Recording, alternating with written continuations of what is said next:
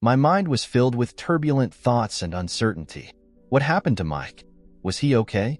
Unanswered questions echoed within me, amplifying the emptiness and loneliness I experienced that endless night. I walked for hours, each step a battle against pain and growing fear. Every moment the green of the forest seemed more oppressive, a natural prison closing in around me. I longed for a clearing, a sign of civilization, anything that could point a way out of that nightmare. But no matter how hard I tried, the forest remained impenetrable, its secrets hidden in the darkness.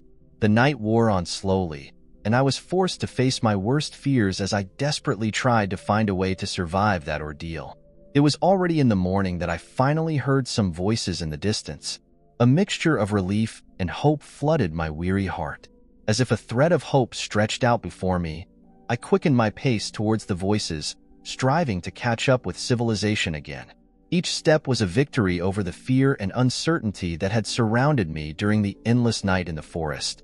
With each advance, the voices became clearer, a sign that it was not completely lost. Finally, among the branches and dense trees, I spotted human figures. It was an Indian tribe. Initially apprehensive, I watched them for some time, letting my gaze wander between them.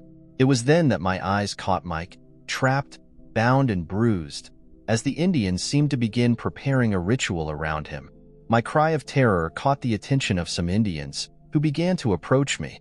Desperate and still wounded, I tried to run, but soon I felt firm hands grabbing me by the arms. I was led to where Mike was, tied up and visibly hurt. He looked at me with surprise and concern when he saw me there. "What did you come here to do?" he asked urgently. I explained that I needed to find him as I was worried when he didn't return. Mike expressed his sincere feelings of apology for not returning in time. I asked him what the Indians planned to do with us. With a serious and understanding look, Mike replied that it was exactly what I feared.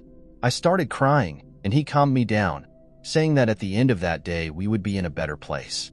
"I wish I had died in the accident," I said through tears. He came with difficulty close to me, stroking me with his wounded face. The Indians began to perform a ritual around us, moving calmly and determinedly, while we watched with a mixture of apprehension and curiosity.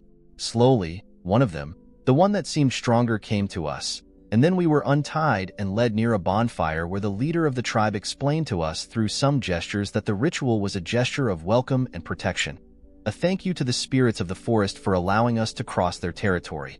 We were trembling and couldn't quite understand what it was all about. A short time later, a rescue party arrived in the area, guided by the signs left by the tribe. We were rescued and taken back to civilization, where we received medical treatment for our injuries. When we looked up at the sky, we saw a helicopter approaching. A mixture of relief and gratitude washed over us. "We're saved," I murmured to Mike, whose tired face lit up with a hopeful smile.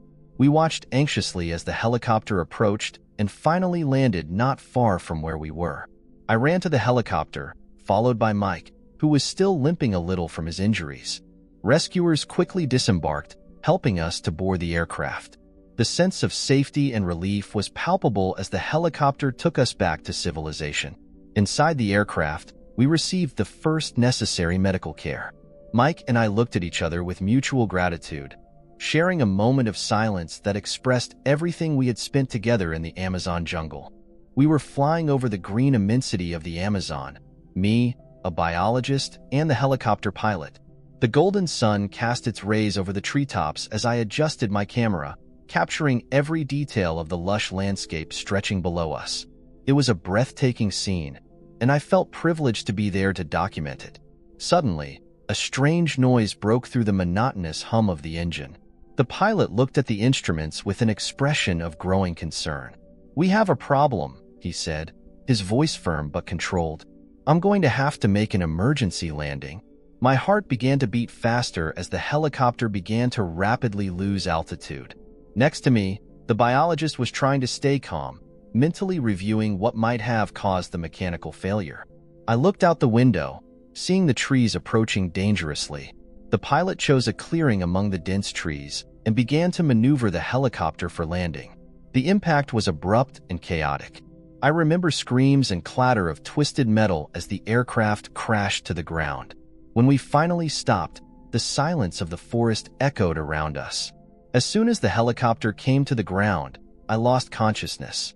Darkness enveloped me, and everything became a blur. I don't know how much time has passed, but I woke up to Mike the biologist gently shaking me. My eyes were heavy, but I managed to open them slowly. We were in a dark and stuffy environment. Mike smiled as he saw me regain consciousness. "I'm relieved you woke up," he said, in a calm but worried tone of voice. I felt a throbbing pain in my sprained foot and looked around, trying to orient myself. "What happened?" I asked, my voice hoarse from disuse. Mike explained that the helicopter had made an emergency landing and that the pilot had not survived the impact.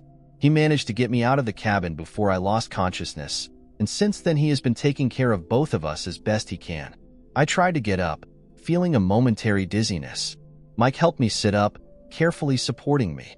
The environment around us was damp and gloomy. Forest noises echoed in the distance. As I calmed down and adjusted to the darkness, Mike continued to update me on our situation.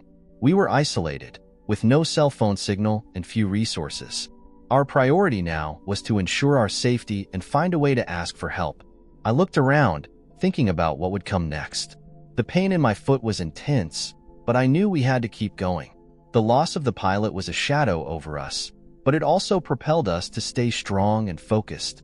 As the night slowly wore on, I focused on regaining my strength. Alongside Mike, we would face the challenges that the jungle threw at us, trusting each other to find a way out of this desperate situation. "What day is today?" I asked, confused, feeling disoriented after the impact. Mike looked at me with concern in his eyes. "It happened just a few hours ago," he replied softly. "We are on the same day, just a few hours after the accident." I grieved for the loss of the pilot, feeling a tightness in my chest. Mike shared the sentiment, expressing his regret for the tragedy we had just witnessed.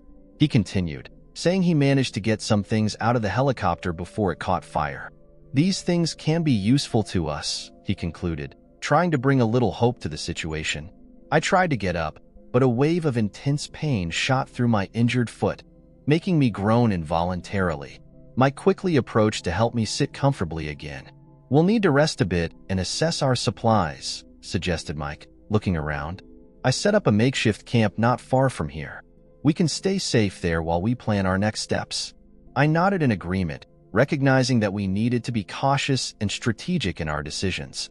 Night was falling fast over the jungle, bringing with it a sense of urgency mixed with the uncertainty of what tomorrow might bring. As Mike and I settled into the makeshift camp, I looked up at the dark sky dotted with stars, thinking of the difficulties we would face. But in the midst of adversity, a spark of determination burned within me. Together, we would find a way to survive and eventually find help. During the small impromptu meal, I asked Mike if he thought we would be wanted soon. He looked thoughtful for a moment before answering, with a serious expression on his face. "They're probably already looking for us," he said, his voice heavy with uncertainty. "But we can't be sure how long that will take." I looked around our makeshift camp, absorbing the stillness of the jungle around us. Twilight was beginning to spread across the horizon, painting the sky with muted shades of orange and pink. Despite the serene beauty of the landscape, I felt a twinge of growing concern. "Let's do our best to stay safe and visible," I continued, trying to keep my spirits up. "The sooner we get some kind of signal, the better." Mike nodded, agreeing with my suggestion. He seemed to have a firm determination in his eyes, even in the face of the difficulties we faced. As we prepared to spend the night in the jungle, I felt the silent presence of the trees around us, a constant reminder that we were at the mercy of unforgiving nature.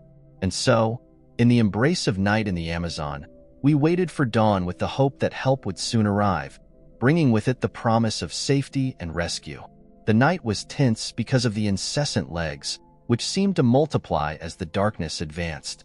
Each sting made my body shudder, adding to the constant throbbing pain in my foot. The torticollis was just another reminder of our downfall, of our precarious situation. The sadness of the accident weighed on my chest like an anchor. Thinking about the pilot, who was not as lucky as we were, made me feel overwhelming guilt. Each time I closed my eyes, I saw his face and relived the terrifying moments of the fall. Fear of forest animals was also a constant presence. The nocturnal sounds of the jungle, which could otherwise be considered melodious, now sounded menacing. Every snap of a branch, every distant growl, made my heart race. We were in uncharted and potentially dangerous territory, and the perception of our vulnerability was overwhelming. Mike, noticing my restlessness, tried to console me with reassuring words, but I knew he was just as apprehensive as I was. He kept the fire burning all night, its flickering light being our only defense against the impenetrable dark. Despite the pain and fear, there were moments of brief comfort. Mike's closeness, the soft sound of his voice as we talked about our lives before the accident, and the shared determination to survive, all gave me strength to keep going. We weren't alone, and that made all the difference. When the first glimpse of dawn finally broke through the darkness, bringing with it a new hope, I felt a timid relief. We knew the road ahead would be tough, but at least we got through the first night. Looking at Mike, I realized that together we would face any challenge that the jungle imposed on us. That morning, Mike decided it was crucial to explore the environment around us. He was determined to find some form of contact, or at least identify possible sources of water and food. I stayed in the makeshift tent, unable to move much due to the nagging pain in my foot. "I'll be right back. Try to rest a little more," he said, trying to sound encouraging. His eyes revealed the concern he felt. He left me some basic supplies within reach and set off, quickly disappearing among the dense vegetation. Loneliness set in as soon as he was gone. The silence of the jungle was interrupted only by the sounds of distant insects and birds. Every second seemed to drag on, and the pain in my foot seemed to intensify with every beat of my heart. I deeply regretted the loss of the pilot and the state we were in. As I waited, my mind wandered, reflecting on the irony of the situation. We were in the Amazon, a place I had always wanted to photograph for its wild and untouched beauty, and now this very jungle was a relentless challenge to our survival. I looked around the tent, trying to keep my mind occupied. I inspected the few items Mike managed to salvage from the helicopter: a flashlight, some cereal bars, a nearly empty water bottle, and my precious photographic equipment, which had miraculously survived the impact. The camera was a reminder of the original purpose of our trip and brought me a strange sense of normalcy amid the chaos. Every sound in the jungle seemed amplified. I wondered what Mike would be finding, if he would be safe. The fear of wild animals was constant, and every noise outside the tent made my heart race. Finally, after what seemed like an eternity, I heard Mike's footsteps approaching. He emerged from the vegetation, sweaty and exhausted, but with an expression of determination. "I found a creek about 500 yards from here," he said, with a slight smile. "We have fresh water, and hopefully we can find a way out of here." His return brought immense relief. The struggle for survival continued, but at least now we had a starting point. Together, we would face the trials the jungle imposed on us, one step at a time. We were relieved to hear there was water. This discovery left us in a somewhat more comfortable situation, although the lack of food was still a constant concern. Knowing we had a source of fresh water meant we could stay hydrated, which was crucial to our survival. We spent most of the morning talking and getting to know each other. Until then, our contact had been purely professional, exchanging only the information necessary to carry out the work. At that moment, however, there were no more barriers. We were just two people trying to survive together. Mike told about his passion for biology, how he always dreamed of exploring inhospitable places like the Amazon. He talked about his family, his friends, and the little things he missed. I shared my story, how I fell in love with photography and the adventures I lived around the world. We talked about our hopes and fears, and how each of us faced life's challenges. "Funny how an extreme situation makes us realize what really matters," Mike said, looking up at the treetops above us. "I never imagined that I would be so grateful just for a stream of fresh water." I nodded, silently agreeing. Being there, vulnerable and dependent on each other, created a bond of trust and solidarity that we had never experienced before. As we talked, we also discussed our next steps. We needed to find food and explore more of the area around our camp. Mike suggested that he continue to explore the surroundings in search of fruits, edible roots, or anything that could sustain us. I would stay in the tent, taking care of the injured foot and organizing the supplies we had. Tomorrow, I will try to follow the stream. It can take us somewhere more accessible or even help us find help, said Mike, full of determination. The afternoon passed slowly, but Mike's company and renewed hope kept us focused. Each small step we took together brought us closer to the possibility of rescue. And so, in the vastness of the Amazon, we were just two souls struggling against adversity, united by the will to survive and the newfound friendship that grew with each shared moment. That night was tense. We hear the distant roar of jaguars and many other mysterious and frightening sounds of the forest. With each noise, my heart raced, and the feeling of vulnerability increased. The pain in my foot continued to be intense, throbbing incessantly, which made it impossible to find any comfort to sleep. Mike, noticing my agitation, asked me if everything was okay. I didn't want to worry him any more than he already was. After all, he was doing everything to keep us safe and find a way out. But the truth was, I was terrified. Fear of wild animals and uncertainty about our situation mixed with physical pain, creating a whirlwind of emotions that were difficult to control. I tried to smile and muttered that I was fine, but Mike didn't seem convinced. He moved closer to me, his eyes reflecting the dim light of the campfire he kept burning to protect us. "You're scared, aren't you?" he asked softly. Before I could answer, I felt his hand holding mine, a simple but incredibly comforting gesture. He didn't say anything, but the warmth of his hand was like a silent promise that everything would be okay, that he was right there with me, and that we weren't alone in that scary jungle. His gesture of support gave me a sense of security that I did not expect to find there. Although the fear was still present, the certainty that we had each other to face whatever came brought a little peace to my heart. The forest continued to murmur and roar around us, but in the darkness of the Amazon night, holding Mike's hand, I began to believe that we would really find a way out of this situation.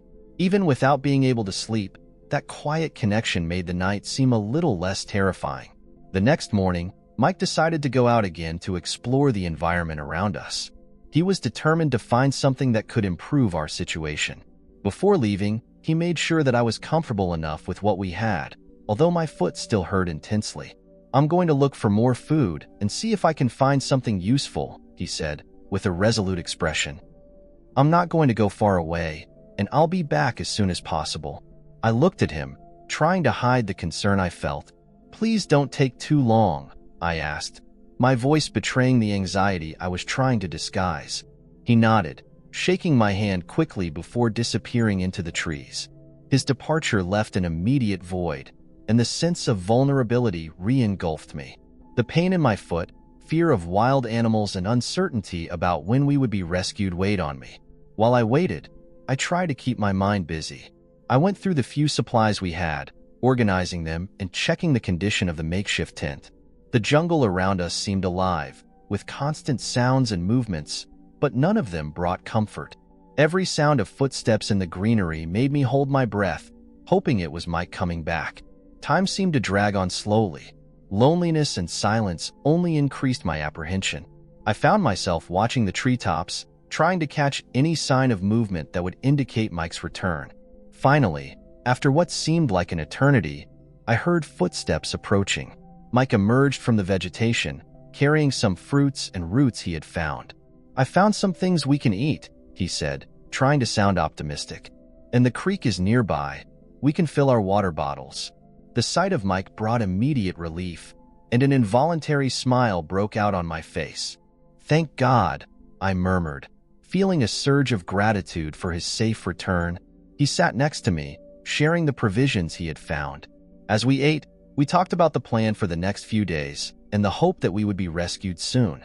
Despite the difficulties, Mike's determination and the mutual support we were building gave us the strength to continue. "I missed you while you were away," I confessed to Mike, trying to keep my voice steady. "Please don't stay away for so long again." I was very worried. He looked at me with a soft expression, trying to reassure me. "It's okay," he said, putting his hand on my shoulder. "There is no danger." I am being careful and always attentive. We need to explore to find more resources and increase our chances of getting out of here." Although his words were comforting, concern still lingered. The hostile jungle environment was unforgiving, and the thought of Mike wandering alone made me anxious. However, I knew he was right. We needed to be proactive if we wanted to survive and find help. "I know," I sighed, trying to accept the necessity of the situation. "Only take care, please."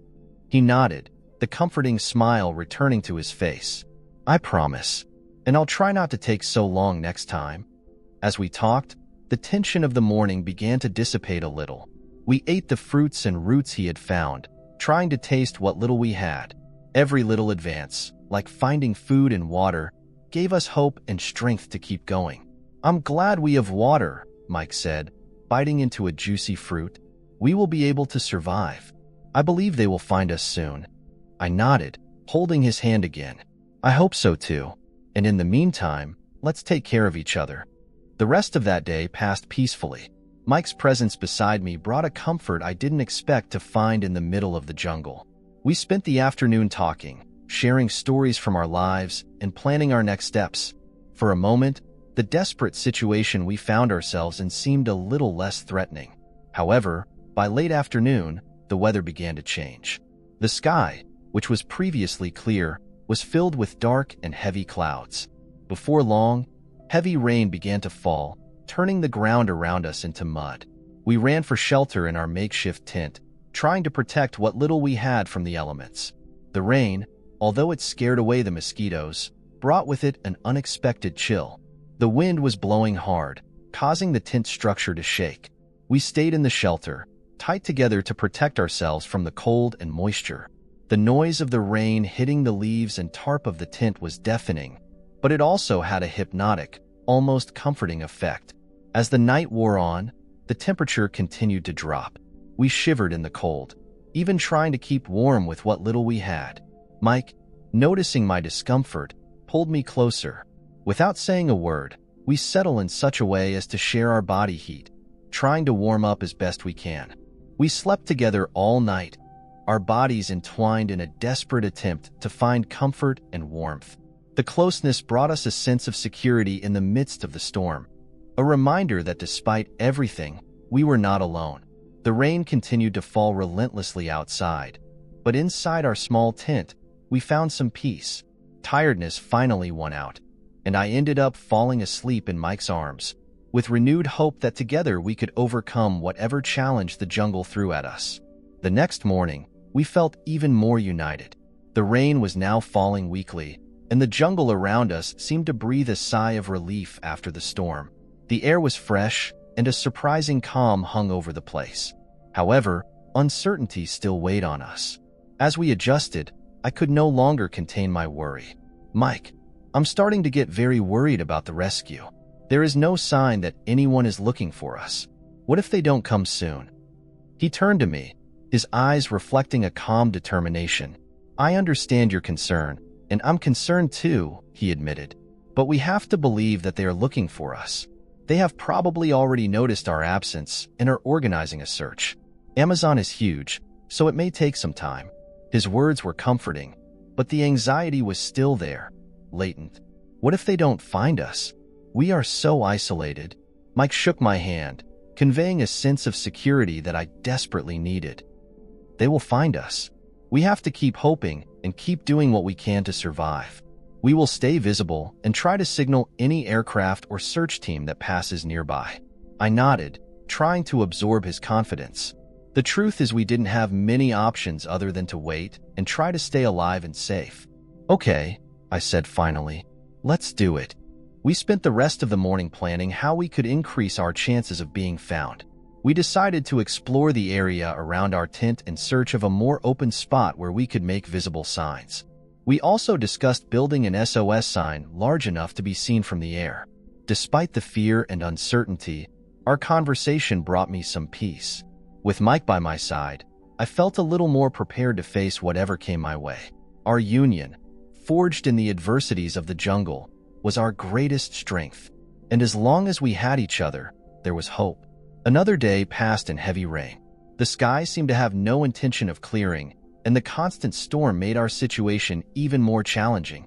We held together in the makeshift hut the entire time, hungry and cold, as the jungle around us turned into a muddy swamp. The food Mike had found was almost at an end, and hunger was beginning to tighten. The rain held no respite, hampering any attempt to get out and search for more resources. Even so, we tried to stay positive, finding solace in each other's company. We talked for hours on end, sharing stories and getting to know our lives better outside of that nightmare in the jungle. Mike told me about his passion for biology, about the numerous expeditions he had undertaken, and the fascinating discoveries he had made over the years. I, in turn, talked about my work as a photographer, the adventures I lived capturing unique moments around the world, and the challenges of always being on the move.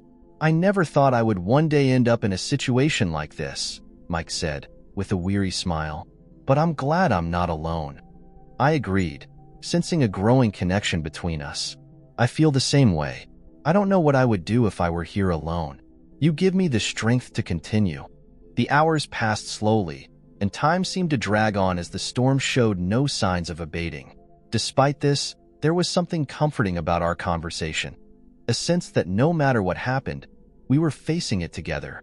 This connection brought a little warmth to our hearts, even in the midst of cold and hunger. At the end of the day, as the darkness of night fell over the forest, we prepared for another difficult night. The rain continued to pound against the tarp of the cabin, but somehow Mike's presence made it all the more bearable. The physical and emotional closeness we developed during these days of struggle gave us the strength to face any adversity. Lying side by side, sharing the warmth of our bodies again, we knew we had each other to support and find comfort. And as the rain poured down incessantly outside, the silent promise that together we would overcome any obstacle gave us hope to face another day in the jungle. The next day, the weather finally settled. The sky was clearer, and the steady sound of rain had ceased, leaving behind a soggy, gleaming jungle. Moisture permeated the air, but there was a renewed sense of hope as the storm ended. Mike got up early, determined to get more fruit and any other resources he could find. He prepared to leave, while I watched with apprehension. "I'm going to look for more fruit and see what else I can find. We should enjoy the good weather." "Please come back as soon as possible," I asked, trying not to let my anxiety show.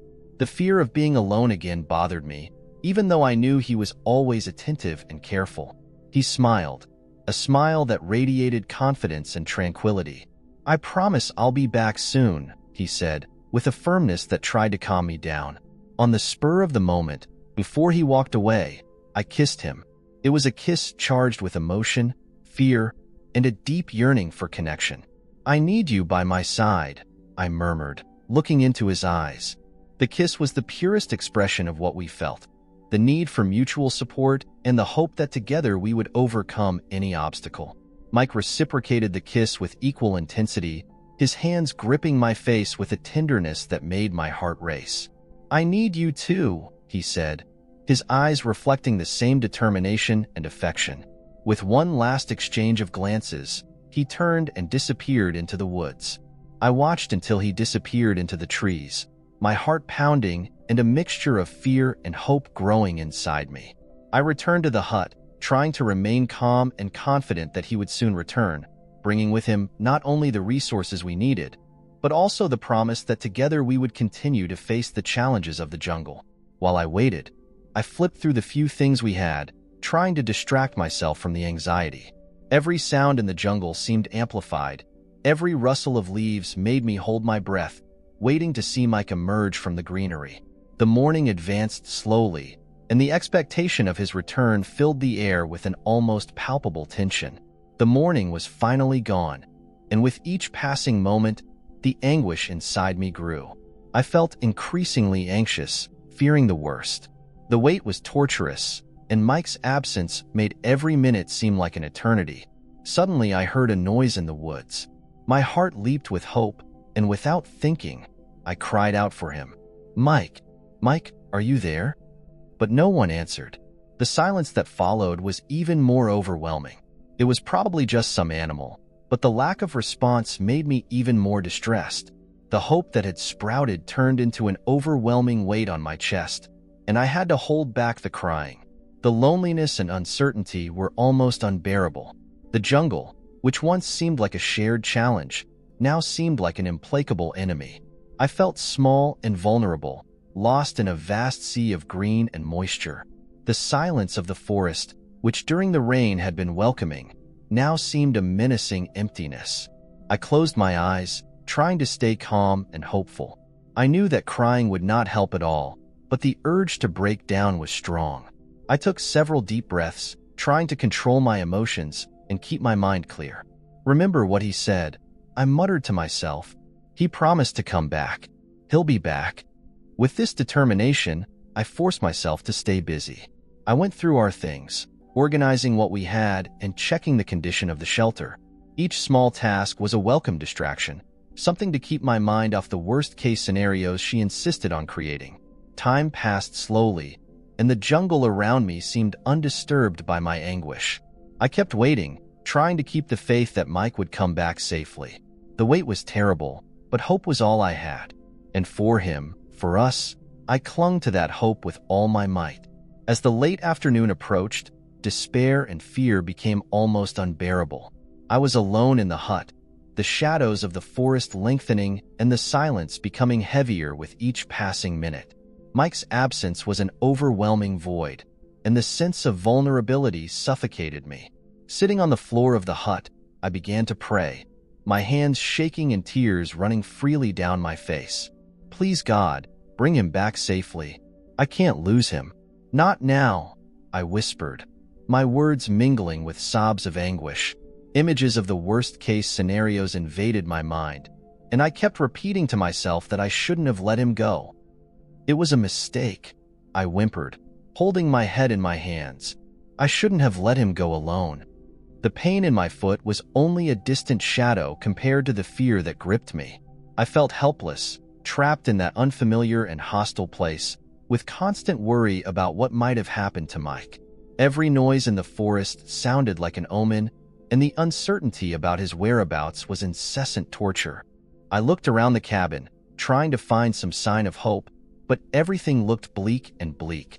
The darkness of the night was beginning to set in, and with it, the chill of the jungle. The feeling of isolation was overwhelming, and the only thing I had left was faith that Mike would come back. "He promised," I muttered to myself, trying to hold on to any shred of hope. "He will come back." But the hours passed, and the reality of the situation became more and more oppressive. The tears kept falling, and my mind refused to calm down. The pain of uncertainty and fear was almost unbearable, but I knew I had to endure, for me and for him. And so, between tears and prayers, I waited, hoping that the night would bring some sign, some hope that everything would be okay. I couldn't roll my eyes that night. The cold seeped into the makeshift hut, intensifying my sense of despair. Every little sound of the bush seemed magnified. Every crack of branch, every rustle of leaves terrified me. The worry for Mike consumed me, and the fear of what might be out there, waiting to attack us, was almost unbearable. The distant roars of animals, the howling of the wind through the trees, all these sounds blended into a symphony of terror that kept me awake and vigilant. I felt completely helpless, trapped in an endless cycle of fear and worry. With every noise, my heart raced, and I cringed deeper into my shelter, trying to find some solace in the darkness. The night seemed to drag on forever. My thoughts revolved around Mike, wondering where he could be, what could have happened to him. What if he is injured? What if he's lost? These questions haunted my mind, preventing me from finding any relief. I desperately wanted to believe that he was fine, that he would soon return, but the uncertainty was torture. My mind alternated between hope and despair, and the fear that he might never return was an overwhelming weight on my heart. In the midst of my fear, I continued to pray silently, asking for his safety, asking for a miracle. Tears streamed down my face, mixing with the dampness of the forest. I knew I needed to be strong, but the darkness of the night and Mike's absence made that task almost impossible. Finally, the first light of dawn began to creep through the trees, bringing with it a faint hope. The cold still lingered, But the arrival of the day brought a slight sense of relief. The sounds of the jungle began to change, and life around me began to awaken. "He'll be back," I muttered to myself, trying to find solace in the words. He promised he would come back. And with that fragile hope, I waited for the day to bring some news, some sign that Mike was safe and that we would soon be together again. I decided I had to get out of there. The thought of remaining inactive, not knowing what had happened to Mike, was unbearable. He could be injured, in need of my help, or maybe just lost. Uncertainty was an overwhelming weight on my chest, and the need to act propelled me to make a decision. My foot still hurt intensely, but the physical pain was a minor nuisance compared to the emotional torment I was feeling. I rummaged around the hut until I found a large, sturdy branch on the ground. He would serve as a makeshift cane, a support that would allow me to walk, even if with difficulty. Leaning on the branch, I started walking in the direction Mike had taken. Each step was a struggle against pain and fear, but the determination to find him gave me strength. The forest seemed even denser and more oppressive in the gray light of dawn, but I refused to turn back. Every sound around me made me stop and listen, my heart racing. The forest, which was once only a backdrop for our expedition, now looked like a dangerous labyrinth. Tall trees and creeping plants closed in around me, making every step a challenge. "Mike," I called periodically, the voice trembling, echoing among the trees. The only answer was the distant sound of the forest, a silence that amplified my concern. "Please, Mike, answer." I walked for a time that seemed like an eternity. With each step, the pain in my foot increased, but I forced myself to continue. I knew I needed to find him, no matter how much it cost me. Concern for his safety was a powerful fuel, keeping me moving despite fatigue and pain. He promised to come back, I repeated to myself, a kind of mantra that gave me strength. He promised. Finally, after what seemed like hours, I spotted something among the trees. A movement, a reflection of light. My heart raced, and I hurried my pace, ignoring the intensifying pain. "Mike," I cried again, hope renewed in my voice. I didn't find it. It was just some animal, and the reality of this discovery made my heart plummet. The tears came without warning, and I collapsed on the forest floor, my hands shaking as I tried to find a shred of hope. Terror began to take hold of me. I was lost and alone in that vast green sea, and the pain in my foot made every step an agony. I felt increasingly confused and disoriented, unable to remember where I had left or where I was going. "Mike," I cried again, my voice heavy with despair. But the forest returned only the empty echo, amplifying my fear. Sitting there, surrounded by towering trees and the incessant rustle of leaves, the vastness of the jungle seemed overwhelming. Despair began to grow inside me, like a tide that could not be contained. The tears kept falling, mixing with the sweat and dirt on my face. My body trembled, not only from the cold, but also from the absolute fear that seeped into every fiber of my being. Every forest noise, every rustle of leaves, seemed a harbinger of danger. I tried to get up, but the pain in my foot was excruciating, and the panic made me weaker and weaker. I felt on the verge of collapse, unable to think clearly. "Please, Mike," I whispered, my voice barely audible. "Come back to me."